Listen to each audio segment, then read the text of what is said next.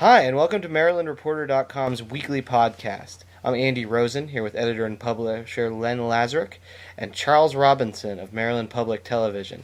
This week we're going to talk about the use of social networking in the 2010 election campaign. This is something that really took off over the last two elections, and it's really getting to the point of being normal part of doing business now.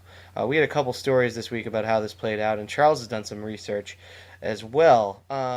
So I think we'll. I just wanted to throw out that I had not even, this is Len, I had not even heard of Twitter until the 2008 campaign, and Governor O'Malley and Comptroller Peter Franchot were twittering from the Democratic convention. And that's when I even first heard of Twitter, which may reflect my age, but in any case, I mean, and then it kind of died out. But now it's an explosion.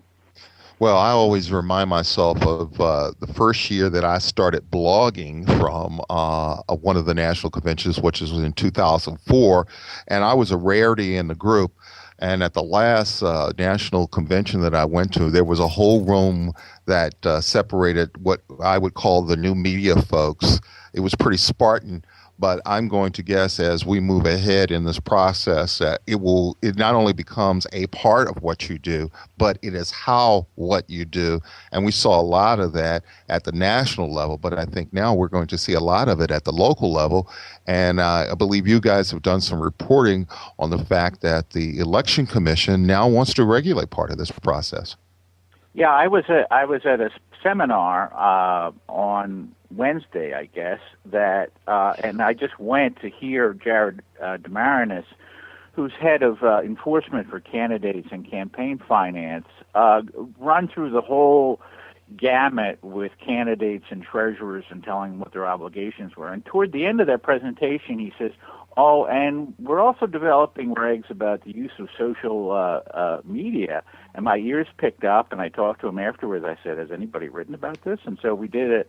We did a little story, and it's clearly something that they feel the need that for you to go on Facebook or wherever and be able to identify what's really coming from the candidate and what may not be coming from the candidate. Now, there was a little bit of question about Twitter. As you know, it's limited to 140 characters per entry. It doesn't look like people are going to have to write a tweet that mentions that they're by authority of this candidate or another. There will be probably another way of disclosing that where you don't have to do it in every. Yeah, they're looking at maybe making a registry of tweet accounts of Twitter accounts.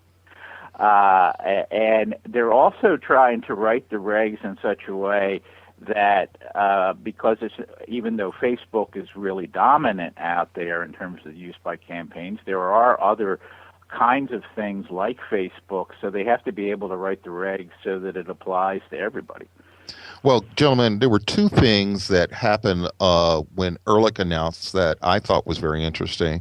I had a conversation with Paul Sherrick, who is one of the advisors to the Ehrlich campaign, and he said in so many words, we must be in the social media area.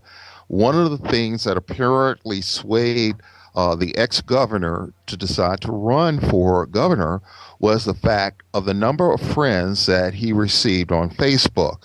And that was kind of this impetus that there was something going on, if you will.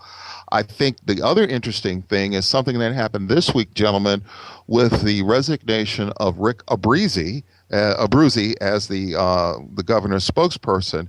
And according to my sources, Abruzzi told one of my colleagues that he would leave the actual governor's office and move to the campaign if he felt the campaign was in trouble. Well, guess what happened this week? He resigned and he moved to the campaign. And I don't know what that says about the campaign in general. Are you floating this rumor, Charles? No. This is fact that Abruzzi has left the governor's office. Oh well, no. I know that has been announced, but the motivation strikes me as something. And I'll just throw in I was at a speech that Governor O'Malley gave to the party faithful at the Jefferson Jackson dinner in Howard County last night, and I would have to say that the applause was polite but not raucous to his standard campaign speech. So, and if you drill down in the numbers in the post poll that came out on Monday, you will see that there are things that they might have some concerns about. But of course, this is we're in the middle of May, and we got it's fluid. And they're going to have so many friends on Facebook and fans and twittering. When I start getting tweets from the governor, I don't know. Well, I knew it was big when the governor tried to friend me. And I'm like, ouch. Well, guys, we're out of time for the week. Please check out our tweets and our Facebook page, MD Reporter on Twitter, MarylandReporter.com on Facebook. You can like our page. It's not fan page anymore. They just changed that term. Charles, why don't you tell people how to get in touch with you and how to see what you're up to? Well, I write a blog that's called Charles Black Politics Blog, and you can find that on blogspot.com, as well as I appear on Maryland Public Television, covering the state capitol as well as business in the state.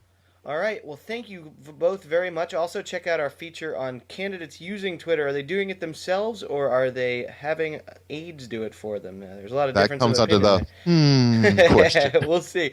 So definitely listen to our podcast next week, and you can find this on iTunes as well. Thank you both, gentlemen.